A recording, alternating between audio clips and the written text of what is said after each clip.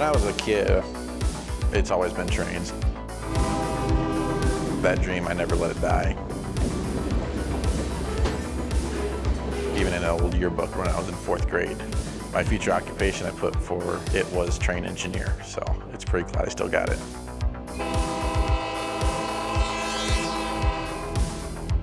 I feel like I'm lucky every day just to be doing this, what I'm doing, you know, being an engineer and working for the railroad. To have my dream job I just feel very lucky.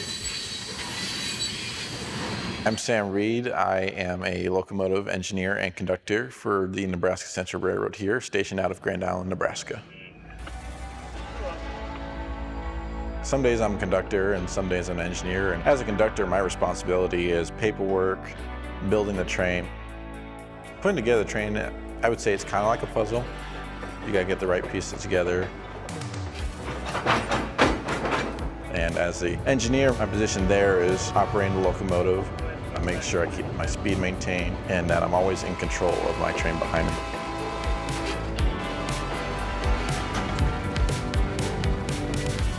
We start in our office.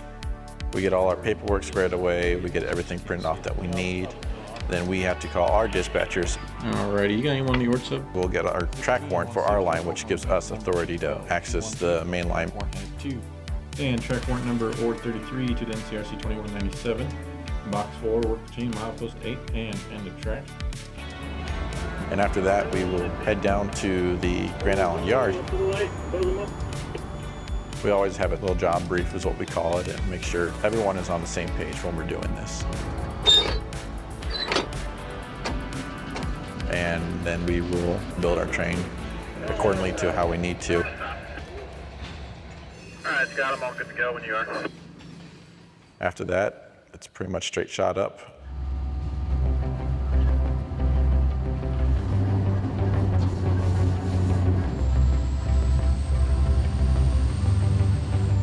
It's hard to choose a favorite spot along the line that I run on, but town-wise, I think Elba is so small. Seeing the old grain elevators sitting there is it's a really neat piece of history. I'd say another spot that's really nice along the line is the Loup River. Going by that river, especially in the fall time, is just one of the most beautiful things I've ever seen. There's no way to describe what it looks like, how you feel. You just have to sit there and just take a deep breath, just admire the beauty.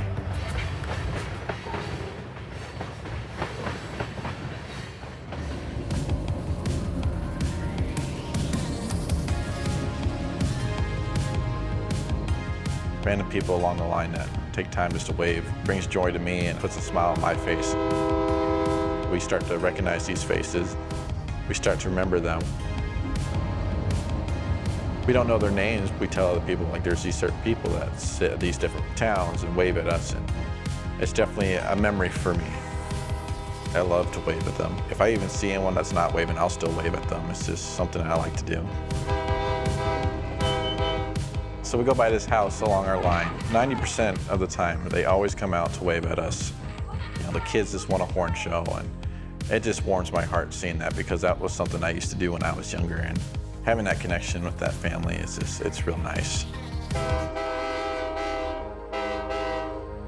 When the two boys are out there, they're just pumping their arms, you know, up and down, just going crazy, and that's all they want. They just want me to toot that horn, and it's like an honor for me to do it for them.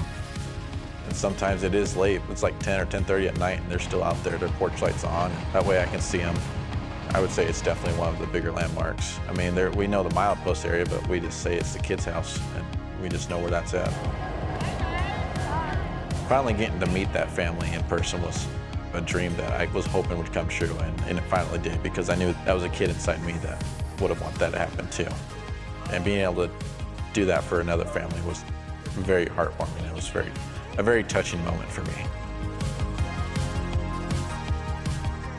Having stuff like that just makes my night so much better. Just the little things like that bring joy to my heart.